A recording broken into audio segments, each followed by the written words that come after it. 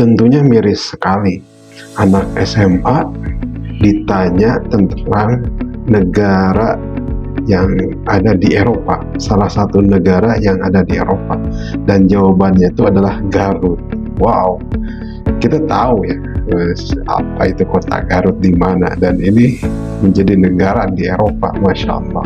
Kemudian juga ketika ditanya matematika dasar dan pembagiannya, 10 dibagi 5 tidak bisa, bahkan pertambahan 10 tambah 6 itu juga jadi 60. Ini memperlihatkan kualitas pendidikan kita ya. Ini nggak bisa main-main kita seperti ini.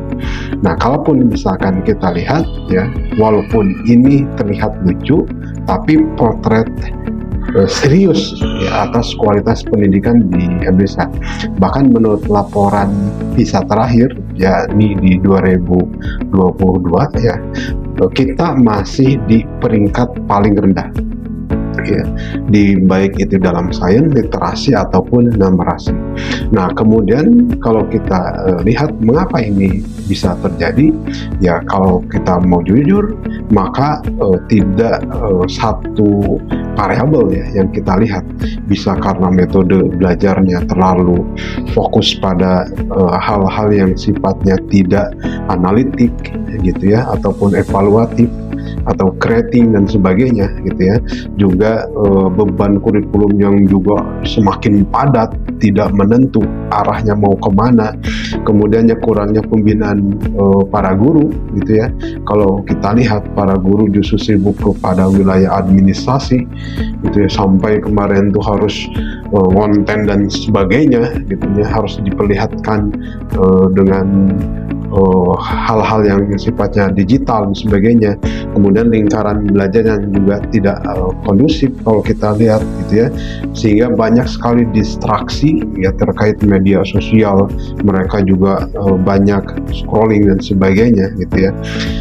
Terus bagaimana ini ya, tidak mungkin ini solusinya adalah untuk para guru ini menguatkan pembelajaran dasar ya, sejak SD khususnya mereka terkait high order thinking skill, mereka bagaimana berpikir tingkat tinggi. Sebenarnya hafalan tidak jadi masalah ya, karena hafalan juga itu bagian dari cara kita berpikir ya, kognitif. Tapi masalahnya ya setelah hafalan, anak ini harus menganalisis secara kontekstual ya.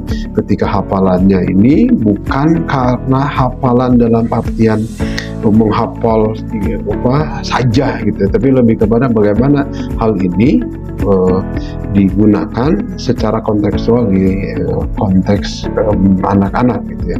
Kemudian juga keluarga kurangnya mendamping ya di rumah tentang pembelajaran mereka gitu ya, baik itu literasi, sains ataupun terkait numerasinya gitu ya.